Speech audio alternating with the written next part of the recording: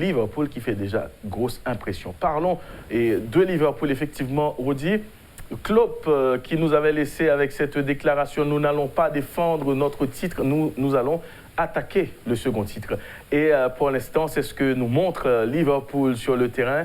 Liverpool qui n'a pas quitté miette du tout, monsieur qui plus grand goût que jamais.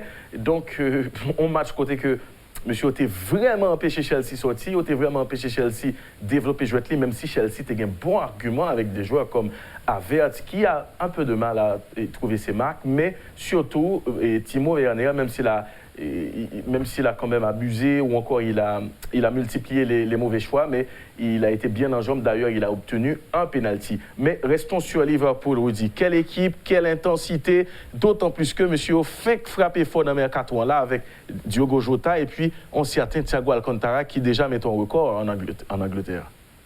Ouais, effectivement, record du nombre de passes réussies pour un joueur qui est rentré en cours de jeu. Donc avec 75 passes réussies, c'est impressionnant. Bon, après, il y a des gens toujours insatisfaits.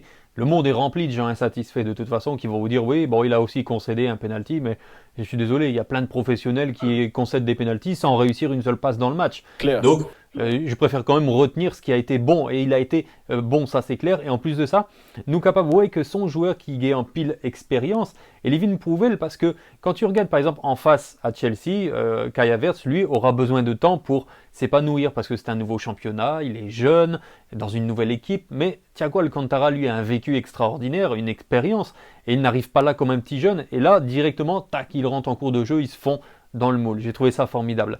Après, même si dans le match Sam, capable de remarquer que tu as gagné 15 minutes, 14-15 minutes de round d'observation, c'était même assez ennuyeux, il faut le dire.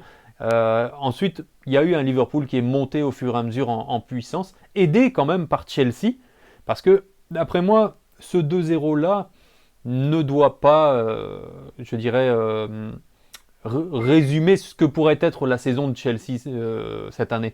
Parce que Chelsea est une équipe qui a énormément de potentiel, qui est fort jeune, qui va avoir besoin de temps pour s'adapter, pour intégrer les nouvelles recrues.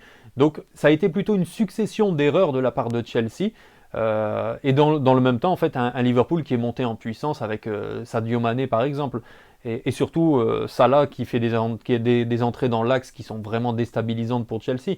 Donc je pense qu'il faut quand même relativiser ce 2-0, donc cette défaite de Chelsea, parce qu'ils ont forcément une bonne équipe, mais ils ont des manques qui sont criants. Par exemple, quand tu vois Kepa qui est un excellent gardien, en termes de technique de gardien, il est très bon, mais c'est le mental qui ne fonctionne pas, et ça ne date pas d'aujourd'hui, c'est pas sa première boulette. Et ce genre de boulette-là, ça permet à Liverpool d'exister dans le match. L'autre erreur, c'est celle de Christensen, qui vient là ceinturer Sadio Mané. Pourquoi ? C'est un geste qu'on ne devrait pas voir. Bien sûr que le pavelé pour Sadio Mané fait goal, mais l'autre façon pour l'agir. Et prendre un carton rouge, c'est carrément plomber son équipe. Donc je pense que Liverpool a gagné, c'est vrai, il fallait gagner ce match, ils l'ont fait, mais aidé quand même par des erreurs de Chelsea. Oui, bien sûr, mais on va quand même retenir l'intensité qu'ont mis les problèmes de Jürgen Klopp, mais aussi le pressing, le contre-pressing, tout ça, c'est extrêmement important. À aucun moment du match, Chelsea pas à l'aise. Donc, quel que soit côté, il y a comme impression, Liverpool gagne plus de monde sous terrain que quelle que soit l'équipe là pour jouer avec lui. Sauf Leeds Bielsa qui était vraiment arrivé, ballon, petit problème. Chelsea aurait pu, mais pas avec Kepa, parce que tu vois, Kepa, c'est une gardien qui prend plus de goals à l'extérieur de sa surface. On ne gagne pas un championnat ou encore on ne finit pas dans le top 4 avec un tel gardien. Et puis bon, écoute, mental, si c'est le côté mental, donc à un certain moment, il faudra vraiment que monsieur joue une solution avec ça. Et il n'y a pas que ça.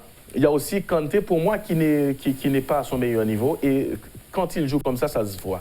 Donc Kanté, c'est un super joueur, mais avec Chelsea, par contre, si monsieur a une tête ailleurs, mais ce n'est pas Kanté, mon habitué, que moi, contre Liverpool hier. Donc après, oui, Chelsea sont une belle équipe. Et Lampard qui gagne pile le travail. Qui gagne pile le travail, puisque c'est ça.